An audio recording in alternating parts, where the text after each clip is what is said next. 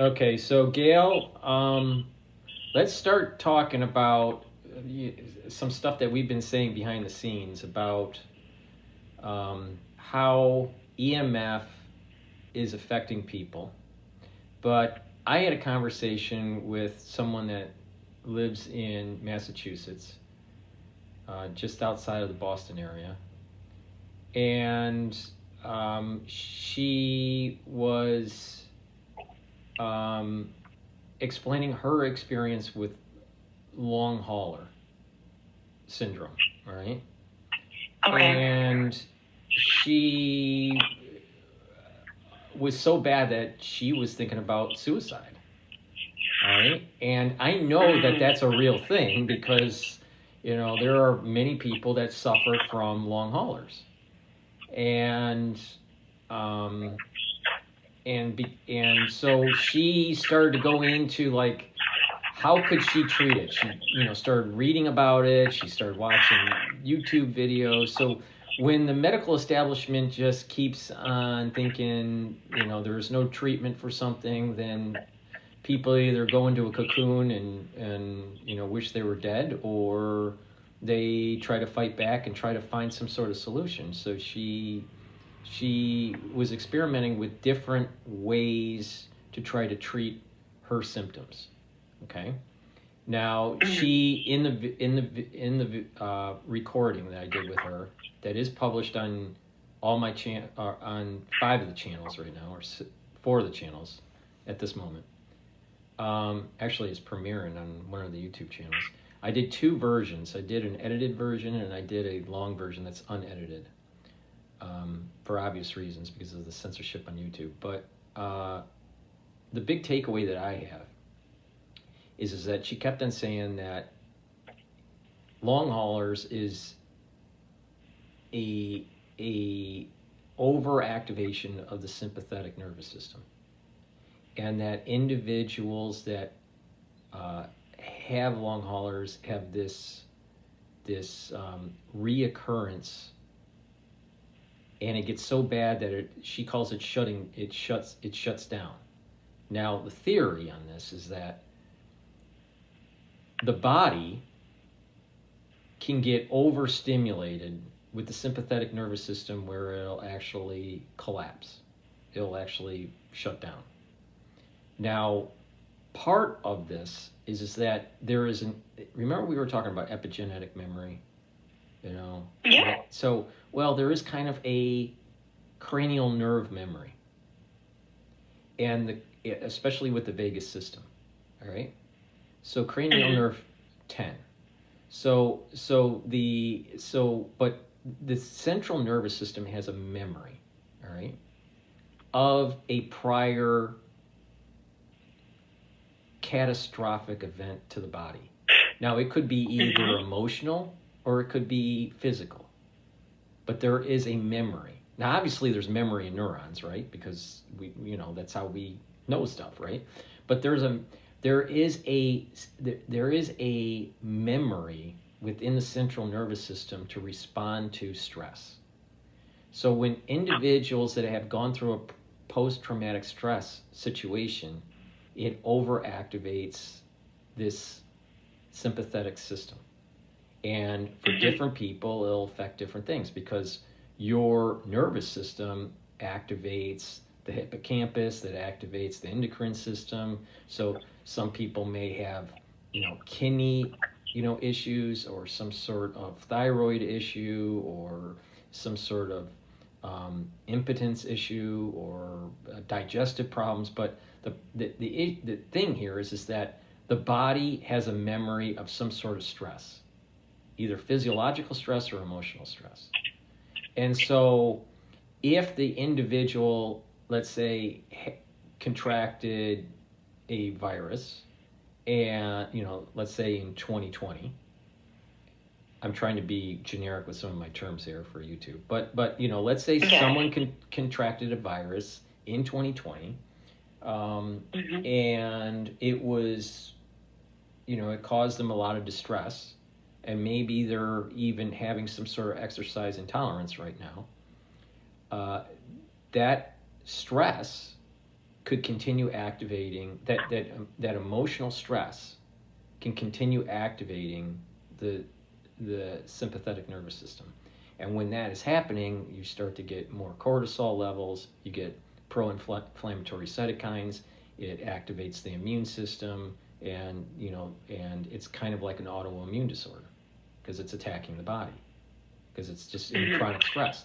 People start to age quicker because of the high cortisol levels and just this profile that is just of pro-inflammatory cytokines.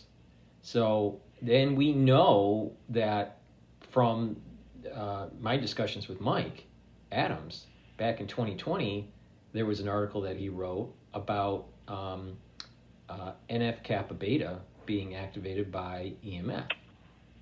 All right. Now, and then there was talk about how E7, now the ones that listen to my channel know what E7 is, but you just, but it is a type of radio frequency for devices to hear phone calls, right? So E7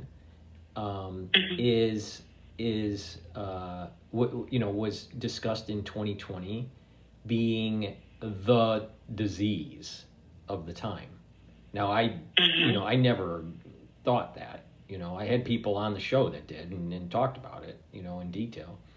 But I think what is happening is that the misunderstanding of the E7 and of EMF at the time is now being explained more by just activating pathways that are pro-inflammatory that puts the body in a stressful situation, and therefore it elicits these syndromes, the fatigue and whatnot.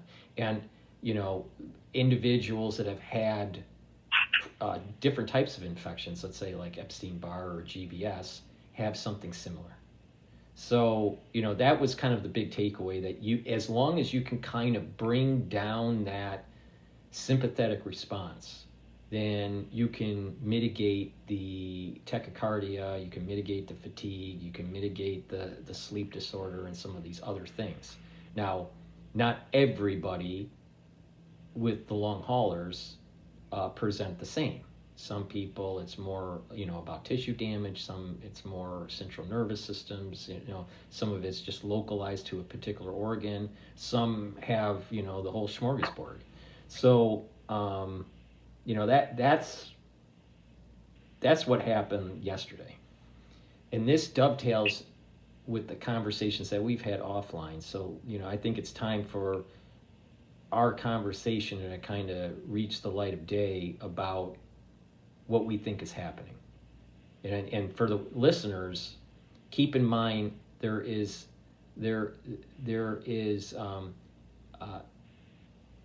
a synergy that can happen with EMF and the crisis that we just went through. Now, they could be disparate too. There are situations where no one had, was affected by EMF, and they had COVID pretty bad, right? I'm not saying that you need an EMF to cause COVID, but what I am saying is that if someone is around an EMF field, then you are adding to the probability of having a pro-inflammatory response that could manifest into syndromes that we've been trying to describe through this crisis. So with that, Gail, let's. Would you like me to? Let's tell everyone what's been going on? Yeah. Okay, so most of your listeners already know me, but I consider myself an extremely healthy person. I don't smoke, I don't drink, I don't do drugs. I eat very well. I do a lot of detoxing. I'm in health and wellness. I have a recipe book. I bottle my own essential oils. I do many different modalities, coaching, consulting, yoga, you name it. And I am experiencing something, and I'm starting to understand things on a different level than previously before in regards to EMFs. So what do I mean? What I mean is I can do all these different modalities, and I did very well during the, let's call it the 2020 days. And I have been working with Paul in the background for a very long time, many years now. And so I am suddenly in the last year, or I have been for the last year, experiencing something that is very different. Now, just a little more backstory is, as many people know, I've been very involved in civil liberties. I am or was a part of Arizona for Safe Technology, Yavapai for Safe Technology. That was merged into Children's Health Defense, Arizona, and also part of the medical freedom groups. So I'm setting this up so that people can understand. I have been aware of what we're calling the E7 towers, and also the smart meters and the dirty electricity and the pulses and all of that. And I also have been very aware of and advocating for being able to explain to people and educate people what is in some of the cocktails, some people call them. And so I have a very wide background and coming from all different angles. And so I always tell my clients that we want to increase the nutrients and decrease the toxins. And I've been doing that for 8 years. I helped reverse the symptoms that get the diagnosis for autism for one child of mine, and I helped another child of mine who couldn't walk be able to walk and perform like any other child physically, mentally, emotionally, etc. And another child of mine who had skin issues. I've helped other people in many different ways, but of course I'll keep that information private. And so I have gone through all these different things, and then during the 2020 experience, I was teaching people how to use essential oils and different things that they could do to help them heal themselves. And so I recently became the very unfortunate, how do I put this? I have gone through something that is kind of traumatic in regards to EMF. So within the last year, I moved from my beautiful 6-phase garden area to something a little more remote that I thought I would expand what I had been doing. I thought I would have an office combination within my home and grow this huge garden. And so I moved out farther away into the mountains only to discover something. So the first thing I discovered was that moving into a new build is not exactly a good idea in regards to EMF, and we'll get into that. And I also discovered that the smart meters, especially the ones on these new builds in these newer areas and newer communities, which I like to refer to as the compounds, definitely has something going on that we need to discuss more. And also, there is a dental component to this long 2020 issue, we'll call it. I'm not sure what words I could use nowadays. And so to kind of set that all up, I'll just jump right in. Paul and I, back in August, September, were talking about how I was starting to hear a frequency in my right ear. As many people know, I'm very intuitive, I'm very sensitive. I'm not like the whole, woo-woo expansion, but I do have some extra abilities just from being very in tune with things. And so I started hearing this frequency in my right ear, and I didn't quite know what it was. I couldn't quite pinpoint the sound, but it started affecting me mentally and physically very, very suddenly. Can I interject, Gail, just so for the listeners that aren't medically inclined? We have cranial nerves. We have 12 of them, and one of the cranial nerves deals with hearing. All right, that's cranial nerve 8. So, just keep that in mind when we're, talking about parasympathetic and sympathetic nervous systems being disrupted, during the crisis, the 2020 crisis, and through this whole EMF thing. So just keep that in mind. All right, go ahead, Gail. Okay. And then also just adding on to what you just said quickly before I continue is there is a book called The Invisible Rainbow. It's a history of electricity and life. And around page 245 or so, it does talk about how certain people can hear electricity and electromagnetic frequencies. And it has to do with the way the ear is set up and such. So just to kind of explain also from a scientific perspective, like how am I actually hearing this? Because some people would find that very odd. In fact, I didn't even know what I was experiencing. I had to go through a little bit of a journey to figure this all out. So I, getting back to the story, started hearing this frequency in my right ear. And it started making me feel very fatigued. I couldn't focus. I started losing control of what I was doing. I couldn't remember what I was doing. And then it went from, and this was right when I was doing a show with Paul. I had done a show with Dr. Paul. I don't have the exact date right now, but somewhere around that time period, I want to say like early September or so. This was when Alex Jones. This is when the Alex Jones. This was the Alex Jones discussion, and I thought that I was getting hit with something because I had talked about that insert in the genome that in reference to this 2020 crisis, we'll call it. And so the next day, I started having a very raspy voice. And you and I were going to do another show within a few days. And I started having this raspy voice. And then I started having heart palpitations. And then I started having trouble breathing in my lungs. And you and I were on the telephone talking. And you and I have been talking for years, and I always go for walks and talk, and I have no problem with respiration. Right. And then another way. Hold on. So let's so keep the, because I know the story, but the audience, just to keep them understanding what's going on here. If people are under stressful situations, remember what the video I just released talks about. People under stressful situations, it starts to cause an inflammatory response and activating the sympathetic nervous system. All right? And you were talking about having problems with your heart.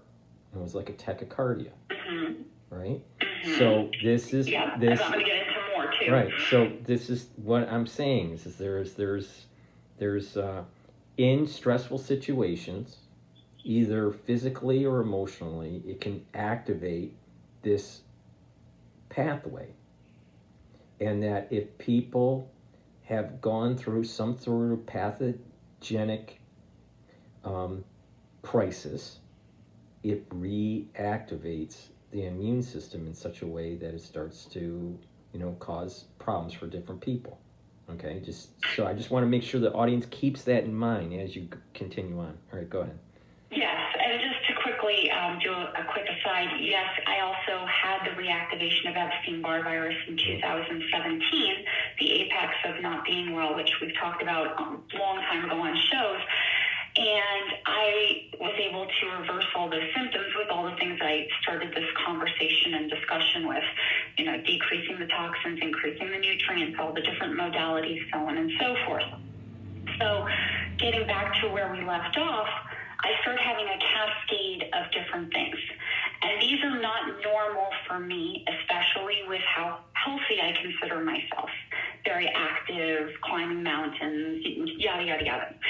So I started having all these different things happening, and I start having a failed root canal on the right side where my right ear is picking up this frequency, and it got so bad, and this root canal had only been a year old almost exactly, that it was wiggling. And I then went in and discovered that I had two failing root canals, one on each side, to where my dentist said to me, is there something you're not divulging that's going on with your health that you haven't told me? And I said, no, I'm great. The only thing I ever had was reactivation of Epstein-Barr virus. That was in 2017. I've been magnificent ever since. What's important, also another data point, is this is when the mycoplasma situation was happening in China. Yes. So thank you for mentioning that. And then also keep in mind that I was hearing this frequency, in my right ear before this all cascaded. Well, all of this also led to bleeding down below, and it was not a monthly. And I wound up having, long story short, 2 dental extractions, learning about the dangers of root canals, which most people have root canals and don't have these experiences. So it was a little odd. Now, at the same time, I had 3 gerbils. We had a channel called Gerbil TV that I did not let people know I was a part of. And the 3 gerbils all got tumors and died within a few months of me having all of these things happen. So I started wondering what's going on in my house, in my area, and in the Valley of Arizona. So I started feeling these pulses coming through the walls, and I'm jumping farther ahead in the story because there's a lot in between that people don't really need to hear on this show. But I started feeling these pulses coming through the walls, and I started going, what? Am I getting attacked? Like, was it because I went on your show and what I said? How could this be? So then I had a conversation with someone we've gone on shows with named Celeste Solon, and I'm not sure if I'm pronouncing the last name correctly. And we were talking about different things, and we kind of deduced, it must be something to do with EMFs, because I didn't quite fit the category of some of the other things for somebody that would be considered a TI or targeted individual. So then I started thinking about it, and I'm like, well, I know about all these different things from all the different things I've been a part of, which is why I set this up in the beginning of the story, and I know the dangers of smart meters. I moved into this new house in this neighborhood, in this newer side of this older neighborhood in the mountains. Let me do some investigating. So I got an EMF detector, not an expensive one, just a cheaper one, and I started playing around with it. And I went around the walls of my house, and I started noticing where it was pulsing that there was a lot of electrical coming off of there, and what I would even interpret as high magnetic, but I don't have the appropriate tools to really go into how I just kind of sensed that one, I'll say.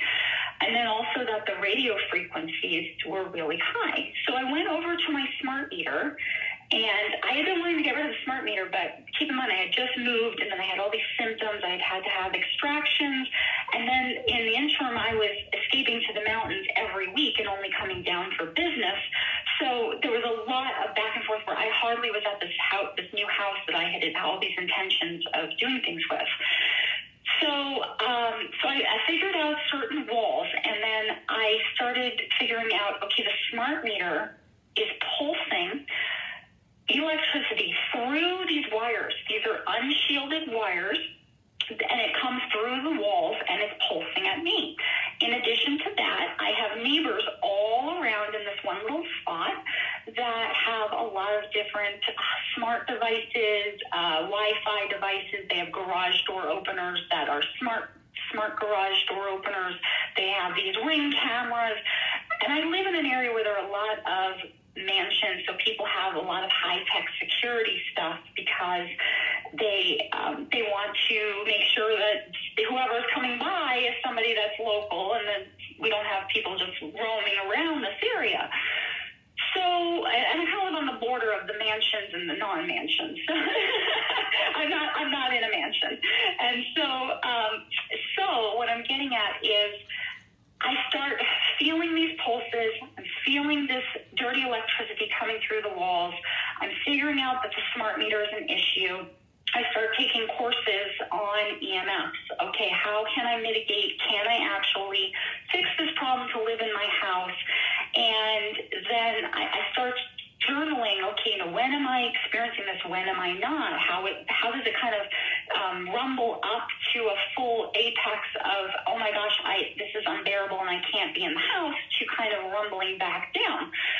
Well, I happened to get stuck at my house for 2 days straight, and I decided, I can't take it. It's unbearable in the house. I'm going to go for a walk. So I go for a walk in the neighborhood, and keep in mind, I was hearing this pulse, which I then started really honing in on this, like almost like a woong, woong, woong sound. I'm going to call it the woonga woonga, okay? And so I start really understanding, okay, I'm hearing this woong, woong, woong, and then I'm hearing on top of it some other frequencies that sound like beep, beep, beep, beep, beep, beep, beep, beep, beep, beep, beep, and they're like codes. So I'm like, okay, I'm hearing transmissions, I'm hearing electricity, I'm hearing the smart meter, so on and so forth. So I go for a walk in the neighborhood, and I start hearing woom, woom, woom as I pass each one of these mansions, because I like to walk on the nicer side of the neighborhood. And I'm going, well, this is really interesting, because if I walk in the middle of the road, it dies down, but as I walk closer to these houses, I hear woom, woom, woom, well, woom. Can I interject here, Gail? I feel it in my chest. Let me interject. Okay. When Sandy happened, I'm going somewhere with this. when Sandy happened in New York, and they started to have all the power generators outside the buildings because everything was waterlogged. Mm-hmm. When you walked by these power generators, and these power generators were the size of like semi-trucks, all right? They were parked right outside of the buildings that were affected in the red zone.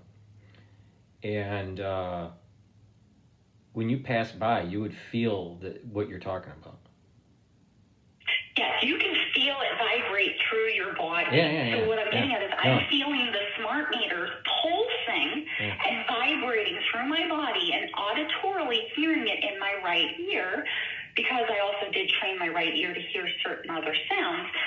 So I had actually gone through training with my right ear specifically, that I'm starting to notice each house is having this pulse that I'm physically feeling and auditorily hearing.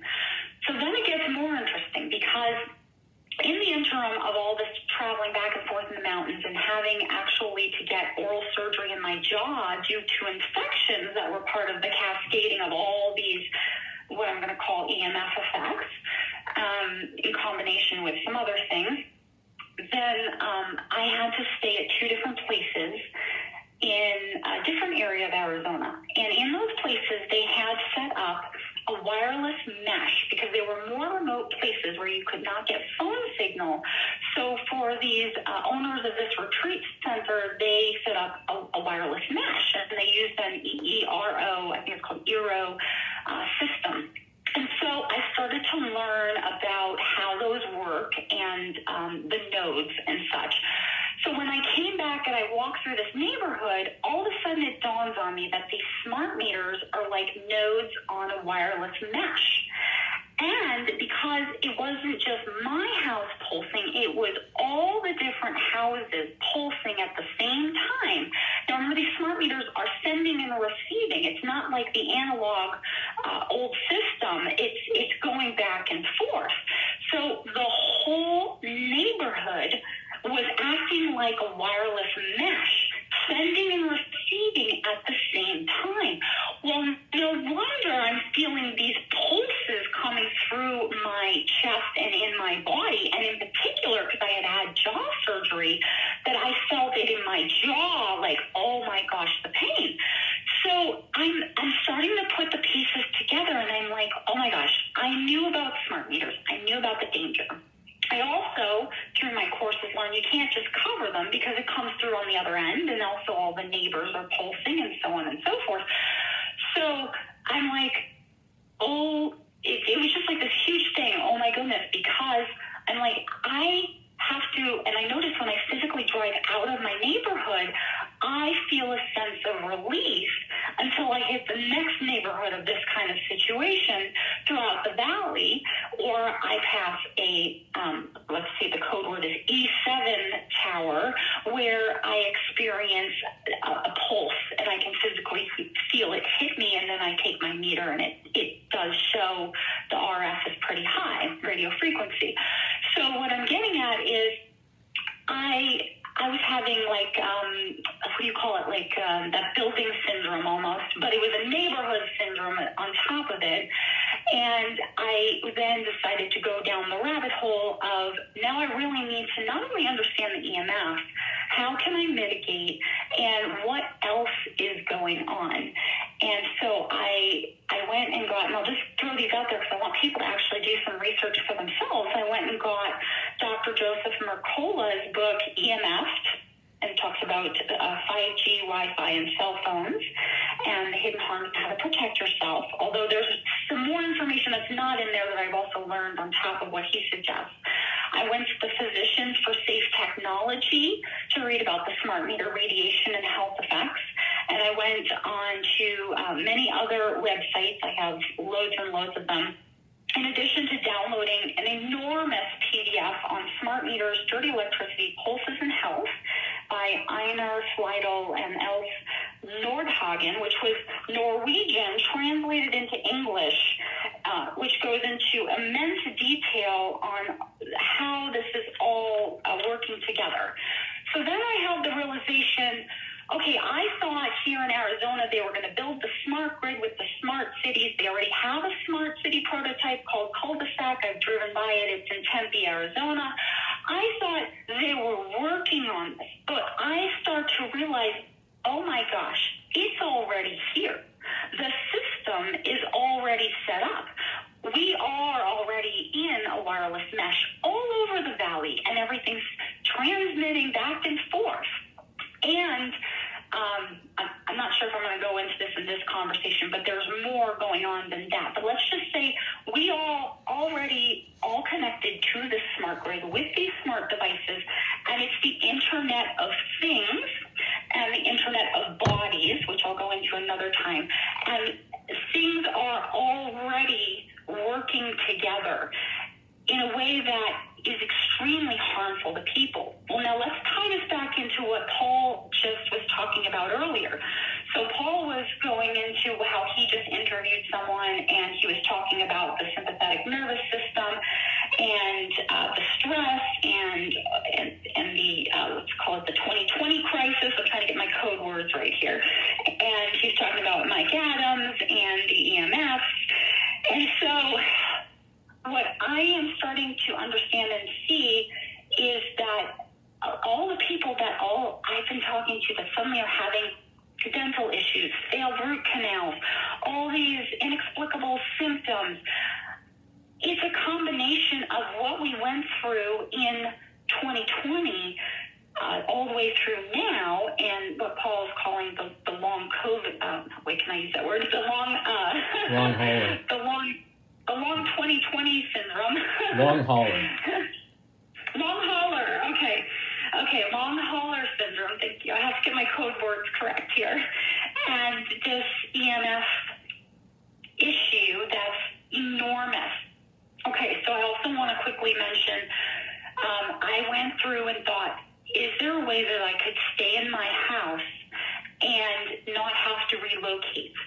But if this whole mesh is set up in the neighborhood, even if I went through mitigation, and let me explain what that means, not just putting a cover over your smart meter. If I had the smart meter taken out, if I solved the dirty electricity problem, if I put the shielding paint, yes, shielding paint exists all over my walls, and if I got the curtains that block the EMFs and the, what do we call them, E7 towers and such, and if I were to maybe have a kill switch for my bedroom, for instance, and turn off all the power and, go through the whole slew of different things that one can do, the moment I step outside my compound barricade, fort, if I were to create this, I would still be bombarded. And then I'd have to go into wearing these obnoxious-looking clothes to try to block the EMFs. What just clicked in my mind, Gail, and I apologize because our conversations are organic. This may be the reason why some of these multimillionaires are building like 3-layer bunkers below the ground. This is why. Because it's already here, Paul. We thought they were building it. We thought this was in progress. It's already here, on and popping, as one of my friends would say. And the bigger thing is... What did she call it? On and pop? Well, no, I was joking around. One of my friends, she jokes around. She says it's on and popping. It's like on and popping. Okay. So it was just something funny funny to throw in because, I'm being so serious, might as well throw in, some funny slang. So, yeah, she would say it's on and popping, right?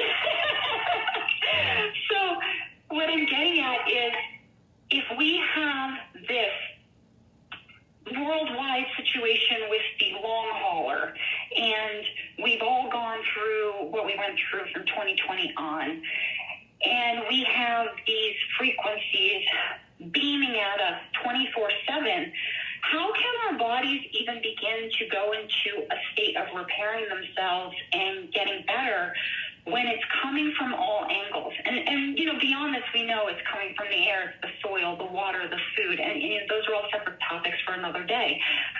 But, we are in a state of danger, Will Robinson, because where do we go from here? How do we properly mitigate and navigate? Because now, like the person that you were just talking to on the show before, Sandra, I believe is the name, she's describing all these things that she's been experiencing, and then I'm telling you all, firsthand experience here of what I've been going through and the research I had to go through, and now I'm going to have to relocate. But again, can I even find an area that I can relocate to, or do I need to totally go off grid without all this technology? Well, let me intervene here. Let me interject just real quick. Sure. I just want to remind the audience that long hauler can be activated through stress. Now that stress could be financial stress, that could be EMF stress, that could be some sort of post-traumatic stress that's emotional stress or whatever, or some sort of some sort of you get sick and there's some sort of pathogenic stress, but then you start getting the fatigue and these complex series of symptoms that we're classifying under the long hauler syndrome. All right, so I don't want the impression from the audience to think that long hauler is only activated or exacerbated by EMF. The point here, though, is that EMF can be a contributing factor in adding to stress, activating this sympathetic system that if people had, let's say, Epstein-Barr, it may reactivate it. Or if you had GBS, it may reactivate it. Or if you have some sort of autoimmune disorder, it may reactivate it, right? So there's two stories here. So don't, I just don't want I don't want the audience to feel as though EMF is the only cause for long hauler. It's not. But the thing is that you may not even have had the inoculation or the pathogen in 2020, and you may get some sort of EMF hit in your neighborhood or in your house, especially if it's a new build, where you may start seeing things that just don't feel right with your body.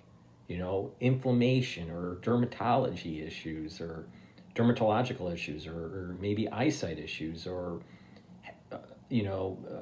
more frequent headaches or whatever, teeth pain, So there's a lot of manifestations of this. So just, keep that in mind. I think the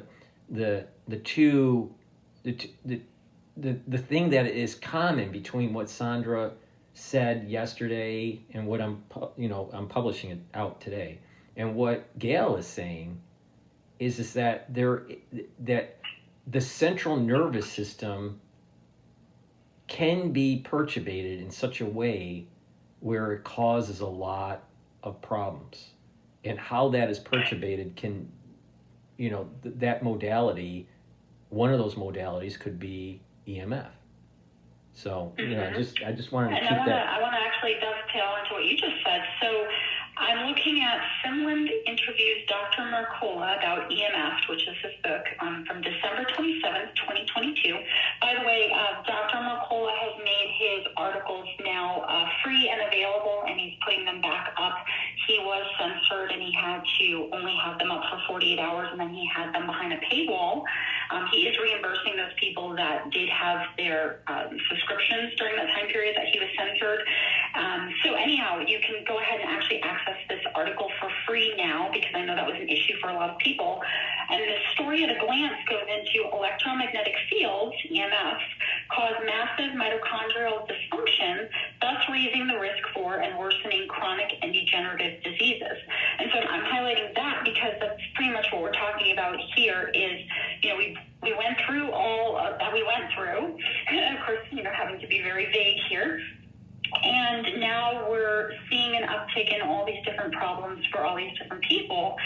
And it goes into a perfect storm of DNA and cellular protein and membrane destruction is created when you aren't burning fat for fuel and they get exposed to EMF. That's on the side. But it also talks about the wireless industry effectively prevents the public from knowing the truth and demanding safer products.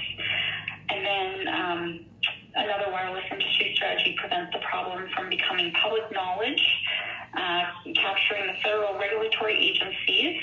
It goes into Elon Musk's Starlink project, which deployed 42,000 satellites into orbit. And I was telling Paul in a private conversation that also there's the project Kuiper, Kuiper, that Amazon is going to be putting up another 3,000 or so satellites that they want to service the areas that wouldn't otherwise get serviced. So they really want to cover every part of this whole world. And so it goes on to continue. We'll blanket the entire planet with 5G internet frequencies, which you won't be able to escape. And so it goes into a bunch of things. Those are like the highlights of the article that somebody can go and read that they might find very interesting. Now what's interesting with this for the audience, mm-hmm. you and I have already talked about this. Through the crisis and the build out of this network, now you can modulate a response by increasing the electromagnetic frequency. If a certain group of people are not behaving the way they should be in the eyes of the government, they can make you not feel well. Either nauseous, mm-hmm. have headache, feel fatigued. So literally, you have there's an electronic means to physiologically activate the sympathetic nervous system. Yeah, and we've seen this done with the military. You remember during the protests and during this whole 2020 situation, where they would use frequency and it would cause someone to feel like they were burning, to make them vomit, to actually receive burns on their faces. And this is just an extension of that all across the globe, because and this was the next thing I was going to go into is frequencies, right? We can use frequencies for healing, and I've gone to some sound therapy sessions where frequencies are used to help the body heal itself. And then I've gone to where frequencies in my neighborhood are pulsing and physically debilitating me. And so what we have here is a really big problem, in my opinion, because if this is being allowed and there aren't, well, first of all, people aren't being educated on a worldwide scale, because if they were to educate people and people were to realize, and then secondly, like I mentioned, oh my gosh, almost 5 years ago on a show with my friend Flurburn, I said no longer will you be able to use guns. Guns are going to be useless, because if they're going to be able to remote control or use a frequency of some sort, whether it's because you have something in you or it's just being pulsed at you, what is your line of defense other than literally wearing some kind of suit or habitating somewhere where they can't beam at you?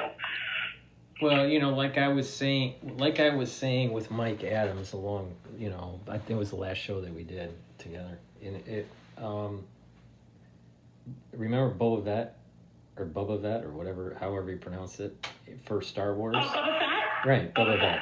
And yeah. However, Boba Fett. yeah. Boba Fett. That's Boba Fett. Boba Fett. Yeah. All right. So Boba Fett, he was in a suit, right? And I was saying that everyone's going to be walking around like Boba Fett because of a airborne version of HIV. But the thing is that you can extrapolate this same concern that I had with pathogens and trying to protect the body by being in some sort of suit to having a suit that is fighting against electromagnetic. And so when people keep on saying, "Oh, you need a chip, and you need a chip, and you need a chip in the body," and all that, no, you don't. I don't think you do. I think that there is a means now that the frequencies that are high enough, and that we're learning how to modulate those frequencies to activate the sympathetic system to cause individuals to not feel well. Now, what is interesting is that, some people don't get affected. Now, I'm willing to bet that if you take a look at the data, if you take a look at the ones that aren't affected, they're usually more they're living in some sort of peaceful kind of situation where they haven't been attacked pathogenically, and they stay away from social media, and they stay away from the TV news, so they're not being bombarded by this constant polarization of politics and hate and all this stuff. I think those types of people have a better control of their sympathetic nervous system, and they're more often in parasympathetic. And the ones that are constantly watching the news, or on the battlefield, or they're all stressed out, and it doesn't take much for the EMF to be able to put them over the edge. Now, Sandra says it's the straw that breaks the camel's back. And I think that's fair. I think there's something to that. Is that the way to try to fight this is to try to stay in parasympathetic. The thing is that modern society is stressful, and most people are in sympathetic. So it's not very practical to try to not everybody can be the Dalai Lama, right? So that gets back to my discussions with you a long time ago, and that is that that there's only one real solution to this, Gail, and that is kinetic. I do want to, before we start that kind of conversation, I want to touch upon something you just said about we no longer need a chip. Before we go into the kinetic discussion, we need to talk about, so when I first went on 5 years ago talking about things, and I was coming to realize that DNA can be used as a hard drive to store information, and Neuralink, 5 years ago we were talking about, the chip and the thread, and then how they could remote control pretty much, even though you have access to certain things, somebody would be in control of you with a remote. Okay, so we thought that a chip was needed this whole time, and we've been talking about that for ages. How are they going to get that into us? Well, like you just said, they don't need a chip. Well, piggybacking on that discussion, I started looking into the IEEE and the standards, and started looking into wireless personal area networks and the frequency, which is actually very harmful and penetrates the tissues, of 2.4 gigahertz. And I started looking into some protocols, and I'm just going to put this out there. I want people to just type these in and start reading. I'm not going to say too much about it. Type in IEEE 802.15.4, then do the same for 802.15.5 and 802.15.6, and start reading about those, and then start reading more again about the wireless body area network. Network, WBAN, and start looking into the medical uses. And I'm going to give you some more things I want people to do their homework and look into. So bear with me. I'm just going to go through because there's quite a bit. I want you to also start researching the 6G LOPAN, LOPAN. PAN is a personal area network. And I want you to, let me see all the things I've printed out. I want you to look into the DoD Directive 3000.09, Autonomy and Weapons Systems. And I want you to look into the next generation of non-surgical neurotechnology. And I want you to look into, I'm going to go into more. Just bear with me. I have to turn my pages kind of like Alex Jones over here. I want you to look into piezoelectricity in the bone marrow. I'm mispronouncing that. It's spelled Piezo, electricity. And continue here. Just give me a moment. I'm going to go through all my notes. I want you to look up also SOSA and MOSA, SOSA and MOSA. And I am not an IT person, but I started researching these, and my mind was like, OMG. Let me get more here. I know I have more. I just need to figure out where I put it. I also want people to look up something else. Just bear with me. Go ahead and look up High Accuracy Detection Exploitation System, HADES. And go ahead and look up the Program Executive Office of IEW&S, Electronic Warfare and Sensors. And let's see what else. And the reason I'm not going to go into this myself is I actually want people to start just typing these in and reading this stuff because it's really interesting. And then, just one more moment here. And then also look up the textbook on human interaction, emerging technologies and future systems 5, which is written as a V. There's a textbook on Amazon. It's about $100. And I want people to draw their own conclusions as to how they really don't need a chip anymore. And also, I'm going to pose this as a question. I'm going to sound like Gaia here.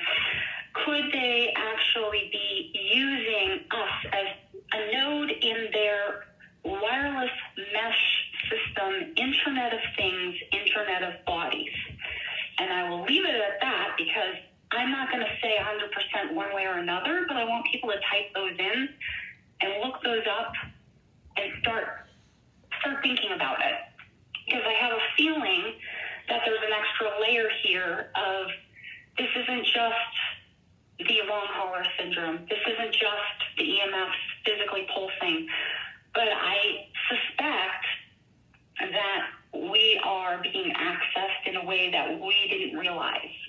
And that's, comes back to the Well, I'm not sure if access is the right word, perturbated or manipulated or modulated, I would use. Mm-hmm. Access, leads to a whole another set of discussions. Gotcha. Yeah. Thank you. But I think that, But they are using frequency bands for medical treatments, and that's the direction that they're going. Mm-hmm. So if they can access us remotely for medical treatments, then that just kind of tells you, why would you build out this whole Internet of Things, right? So we are part of that smart technology. Well, I mean, I would, everything has a natural frequency, and that if you are shooting a frequency at a structure, no matter if it's a biological structure or inorganic structure, and that frequency isn't let's say that frequency is lower than its natural frequency, then it's not going to do anything. But if you have a structure that's at its natural frequency, you can vibrate it. So there's definitely kind of a remote, there is a kind of, it seems to the naked eye that it's a remote access, I'll use your word, but some sort of remote manipulation, but it's not really remote because it's the wave that has to hit the body. So it's not an action from a distance in its purest form. An action from a distance means you're from a distance and there is no physical thing hitting you.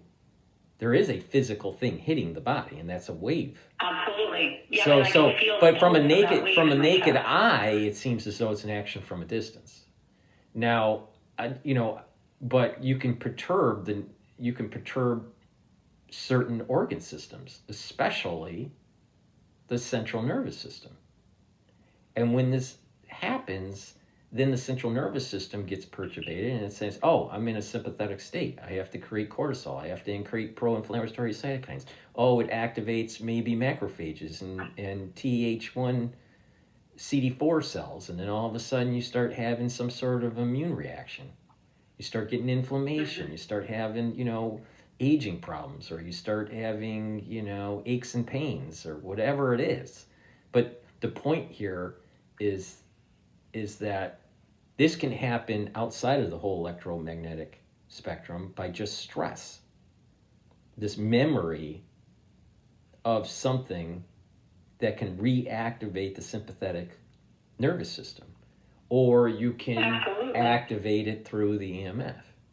Where by the naked eye, it seems like it. The reactivation of Epstein-Barr virus is a reactivation. It's just like you're describing. There's something, the straw that breaks the camel's back, as you said earlier, then causes you to go through that all over again. Right, and those are in the axons of a nerve. So I mean, when you're perturbating the nerve, then it's activating. It can reactivate the virus with it. For Epstein-Barr. So, I think people need to pay attention. My take here, Gail, is that we're being boxed in. We're being boxed in through many different ways. And it's not just, we've moved into a new era. It's not just biological warfare. It is modulated EMF biological warfare. And that if someone, they can now dial in some sort of post cranial nerve response. And that's starting, I've run this simulation in my head a million times, Gail.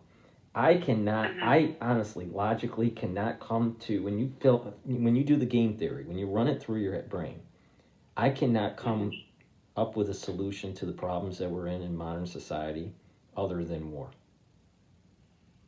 I don't see any other way. You can't hide. They'll get you somehow, some way.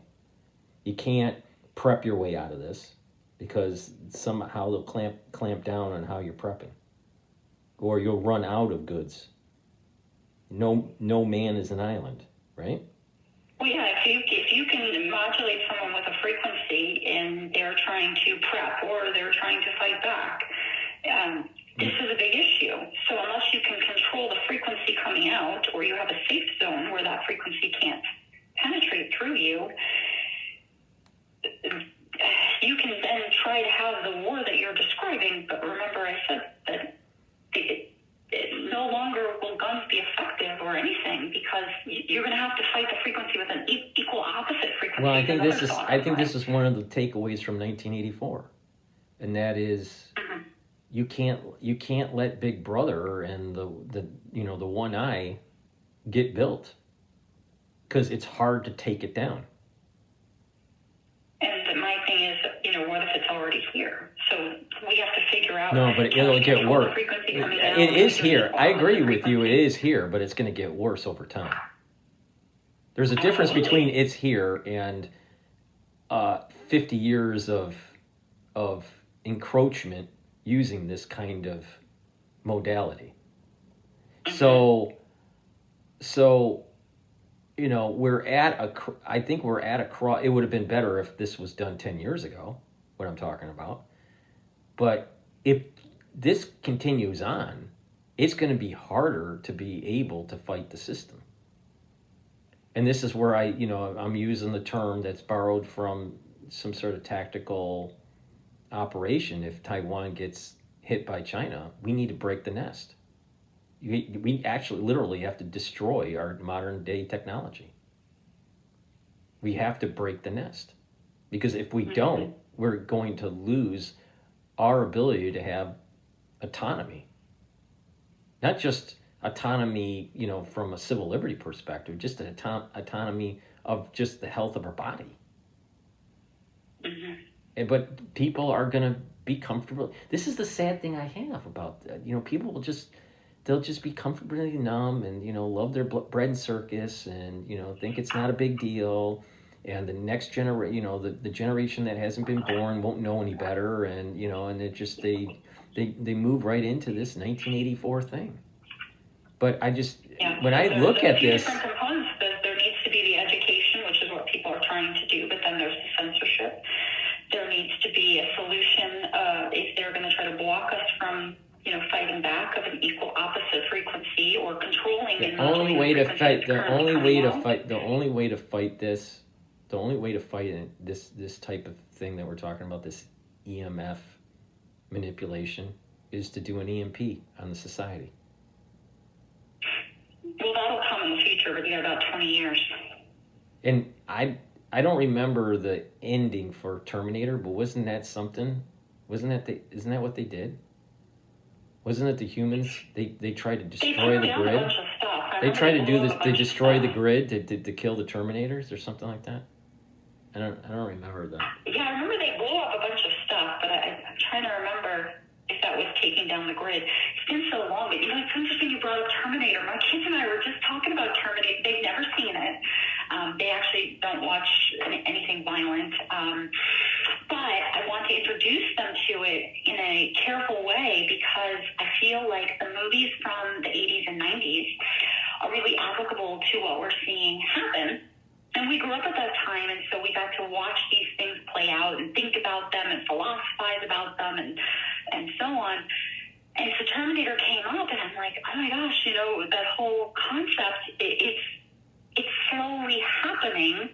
And people, when I was in high school, used to joke around and call me Sarah Connor because I was always working out and like the buff, the buff lady. And so yeah, go ahead, continue about Terminator. But I just think, I think the key takeaway is that, you gotta break the nest.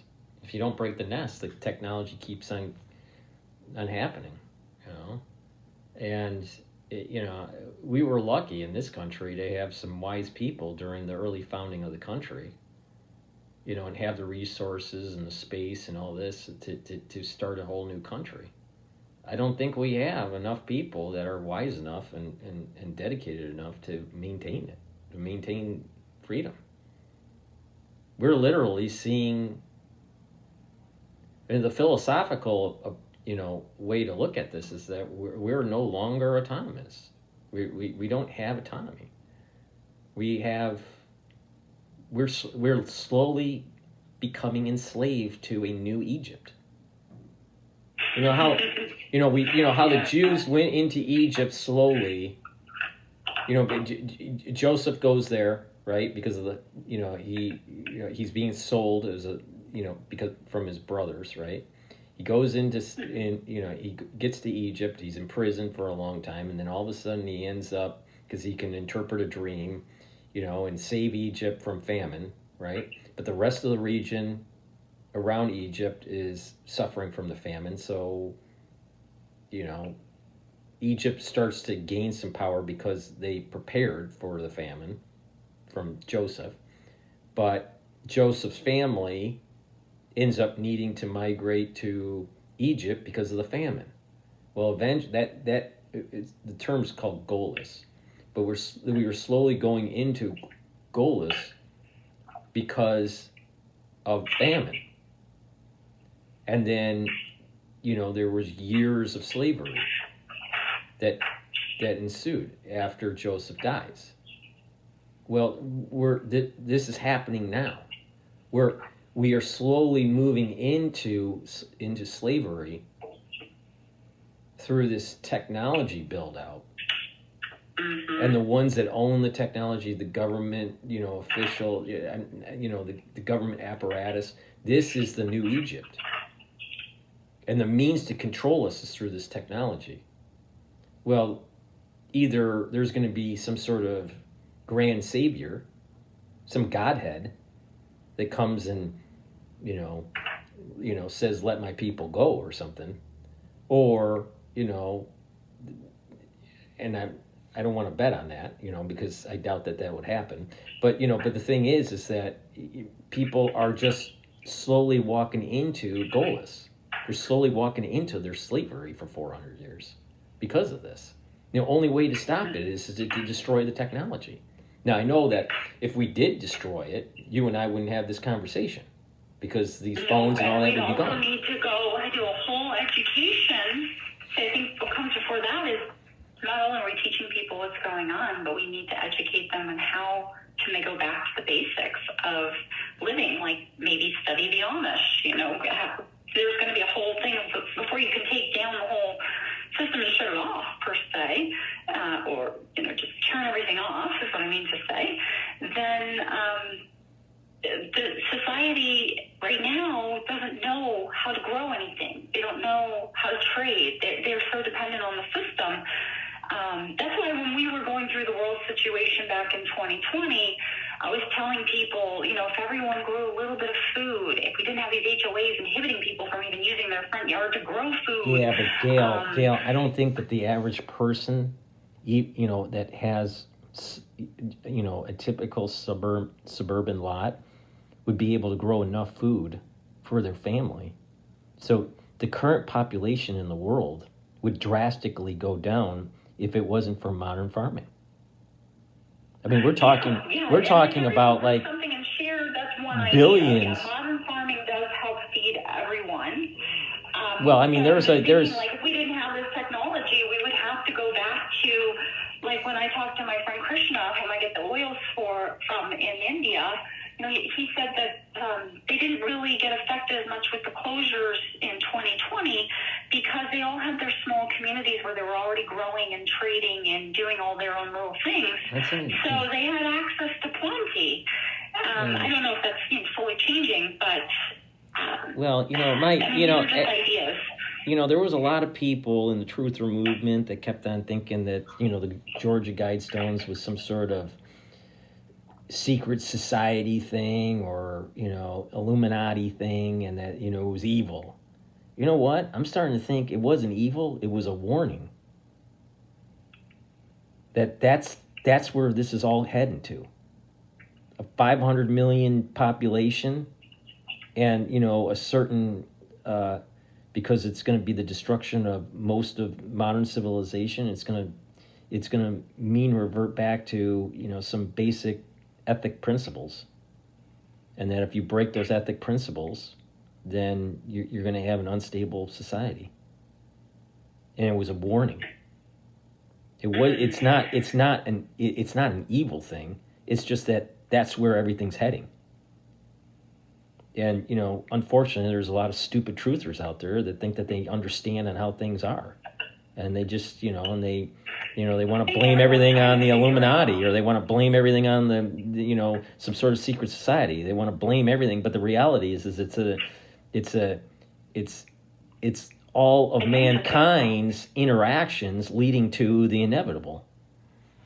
It's intricate, and it would be wonderful if we had a group of people, unlike the current group of people, that would sit together and kind of think of really good solutions for everyone. But I actually need to get going. I have another show to go to, and I have to prepare. So I apologize, but I need to skedaddle. All right.